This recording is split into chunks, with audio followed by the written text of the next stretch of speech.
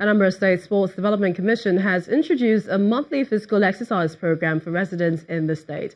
Well, according to the chairman of the commission, Mr. Tony Oli, the objective is to promote wellness and healthy living. It is the launch of the monthly exercise tagged Walk for Life, organized by the Anambra State Sports Development Commission. The 9-kilometer walk started from Amobia through Nofia down to Enugu-Uku to the finishing point at Abagana in Injikoka local government area. Participating in the exercise are members of the State Executive Council led by the Secretary to the state government.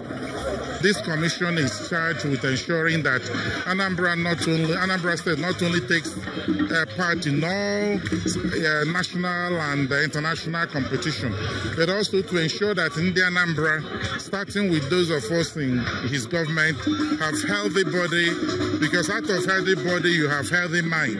You can then think well. It's spreading sports to every Tom, Dick and Harry.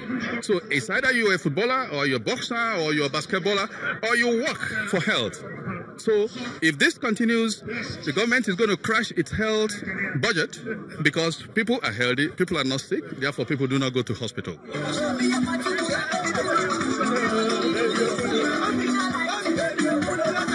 The state officials believe the participants will benefit from the exercise.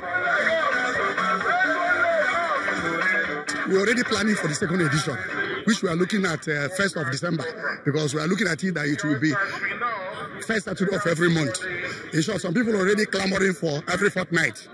The program also provides opportunity for participants to ease worries and maintain a healthy lifestyle. Manchester City have returned to the top of the English Premier League following a 6-1 thrashing of Southampton at the Etihad. Goals from Sergio Aguero, David Silva, Leroy Sané, a brace by Raheem Sterling and a Wesley Hooded own goal ensured a comfortable victory for the citizens. The win takes Manchester City's points tally to 29 points from 11 games. Elsewhere, Chelsea beat Crystal Palace 3-1 at Stamford Bridge, with Alvaro Morata scoring twice and Pedro Rodriguez also on target for the Blues. Kenya's Mary Keitany has won the New York City Marathon for the 4th time in 5 years.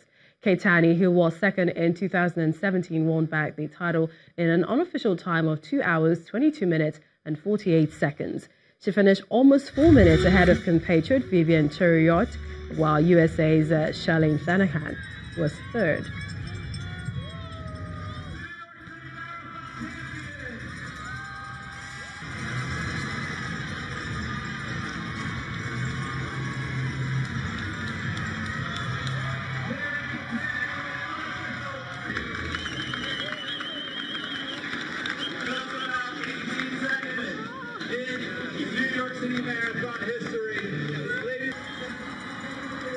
Appears the Elisa Disesa held off compatriot Shure Kitata by 2 seconds to win the men's race.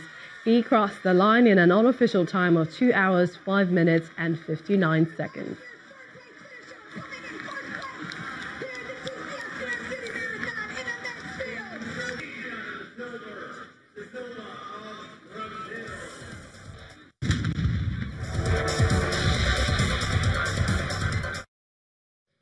And 2 families have been wiped out in Italy after a river burst its banks, submerging their house in Sicily. 9 people, from children aged 1, 3 and 15 to their grandparents. Only 3 people who were outside the house at the time survived. 3 other people died when their cars swept away on the southern island. Days of heavy rain and winds have killed at least 17 other people in Italy, mainly in the west and north. Some of the worst damage was to roads around the northern region after days of storms had dislodged mud, rocks and water. The severe weather spreading across Italy has claimed at least 12 more lives on the island of Sicily, bringing the overall death toll so far to 29. 9 members of one family died in Casteldazia near Palermo as a rain-swollen river flooded a home. The victims were spending the evening together to celebrate a birthday. It is also reported the death of one person in Vicari and Palermo region. A spokesman for the Palermo prefecture said on Sunday that 10 people had died in the region around the Sicilian capital Palermo due to torrential rain, triggering landslides and flood waters. 2 more fatalities occurred in the region around the Sicilian town of Agrigento when the car they were traveling in was hit by a landslide. Italy's Civil Protection Agency say the number of deaths caused by the wave of bad weather stands at 17, excluding the fatalities in Sicily.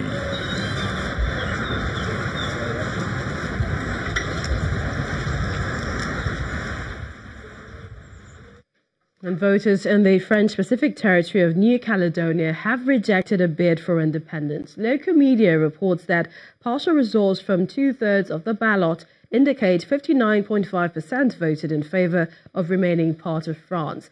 The vote was promised as part of a deal after an independence campaign which was marked by violence.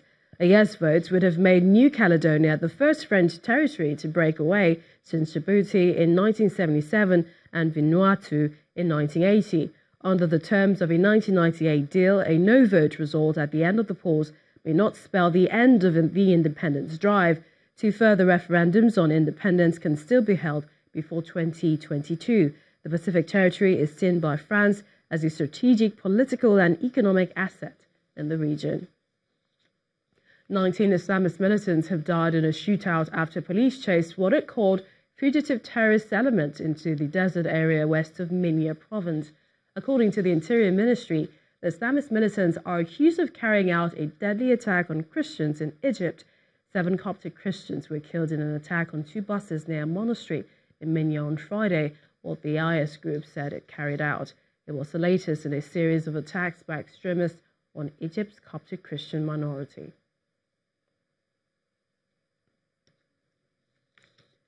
And the main news again.